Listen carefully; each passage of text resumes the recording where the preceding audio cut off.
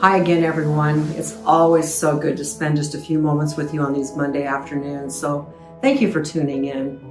You know, there's a quote from a poem written by Robert Burns in the late 1700s, which is really part of common usage for us. It says, "The best laid plans," you've probably heard that phrase a lot of times, "the best laid plans of mice and men often go awry," or in other words, astray.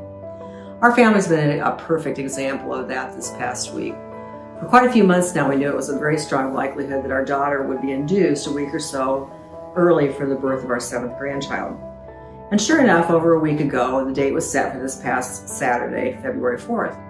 So we all started making all kinds of plans around that date, knowing full well that she could arrive on her own. Nonetheless, our daughter from Spencer made plans to come down that weekend on Friday the 3rd with her 3 kids so that they could see the new baby as soon as possible.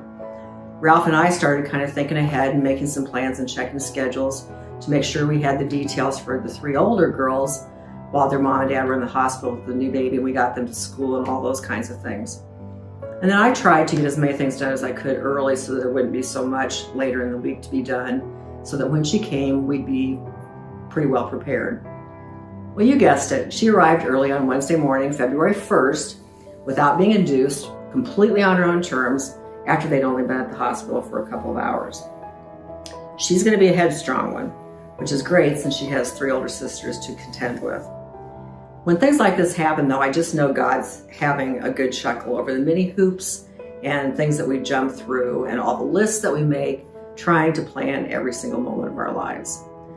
I've always been a planner. I love a list, and I feel relieved when I can check items off that list as they're accomplished and get that great satisfaction of knowing my plans fell into place.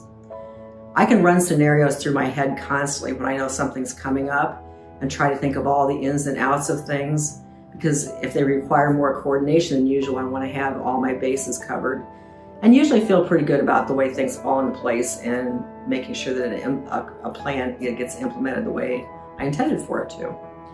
So regardless of all that, regardless of our organizational and planning skills that we think we have, God can outmaneuver us every single time.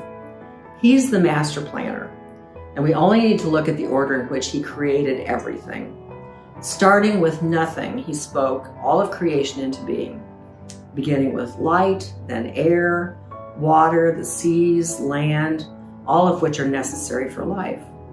Then came vegetation, which would be food for certain animals, and then animals, which would be food for certain other animals farther up the food chain, and then humans.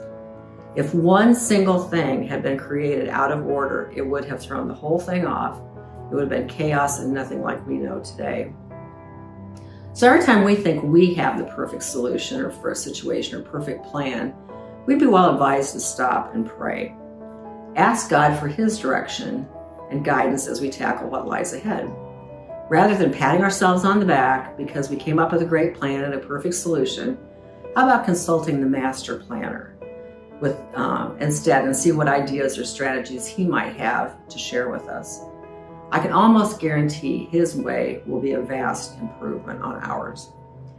And it even says that in Scripture. The book of Isaiah, the prophet, says in chapter 55, "For my thoughts are not your thoughts, neither are your ways my ways, declares the Lord. As the heavens are higher than the earth, so are my ways higher than yours, and my thoughts higher than your thoughts." Let's quit spinning our wheels and living on the edge as we try to plan and plot our next moves, and instead turn our lives over to the one who has only the best in mind for each of us. Have a wonderful day. Bye.